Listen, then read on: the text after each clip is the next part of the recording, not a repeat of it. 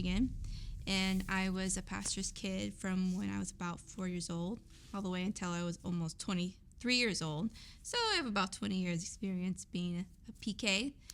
And my mom tells a story of when I was about 4 or 5 that I was walking with my friends and they asked me, "Oh, Janessa, can you do that?" And I was like, "Oh, yes, because my dad is the pastor. I can do whatever I want." Well, my mother quickly corrected me on that. And I have found that when you are a part of a pastor's family, that truly the opposite is true. You can't do whatever you want, but you find yourself serving alongside your family. And the cool thing about this is that as long as your parents are serving and are in the will of God, that you are also in the will of God, being under their umbrella. And I know that you weren't the one that was specifically answering the call, but God knew that you could be in this role. Otherwise, he wouldn't have called you to it. And you are there for such a time as this. However, there's one thing that if I could tell you, any PK, even myself, growing up, one thing you need to do is, as in Philippians 2:12 says, work out your own salvation with fear and trembling.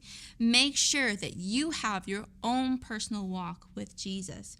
Make sure that it's daily. Make sure it's your cornerstone, that it's every single day. Don't allow humanity to influence or shake up your walk with Jesus, because it's so important. Don't let it take you away from your prayer time and from the word. Make sure that gets in your heart. It's so important, because it's not always easy. It's not easy to have parents that are also your pastors. It can get awkward at times. Am I right?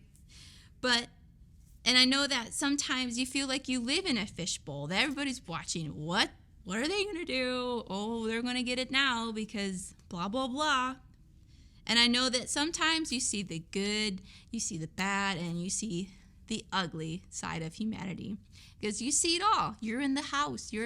It's just inevitable. You're going to see how humanity works in the church. And it's not always nice. It's not always pretty.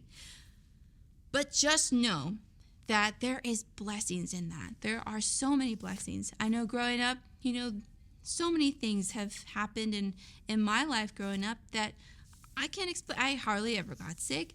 I didn't break any bones, thank the Lord. There's just these little blessings that you can count on when you're in the pastor's home and when you're working alongside your family. Just know that it is hard work, but God's going to see you. He sees every part of every work, and he's going to bless you in that time. And if you are feeling depleted, just know you're a vessel. God has made you a vessel. You pour out, and then you have to be refilled. And if you are feeling depleted, it's time to get in his presence again. Time to be filled. Ask God to fill you up again, and he will. He will do it just for you. The cool thing is about being a PK is that you are getting specific training on all these different things, especially if you're from a smaller church. If you are a PK, most likely you're teaching Sunday school, you're singing in the choir, you're playing some kind of musical instrument, you're in the drama, you're probably in the youth, you're in all these things. I mean, what a great way to learn about how these things operate, how these things do, and also how to deal with people. I mean, you get to deal with people all the time, but at least you get to watch your parents deal with people. And what a great training time. And who knows what God's going to use that for in your next chapter in your life. So understand, you're not alone. There's other things there's other people in your position too. I wanted to share a cool story that I had when I was a PK. I remember very clearly I had a little brother, and one time he was playing in the back, and there was a whole bunch of lumber back there just stacked, probably not very safe.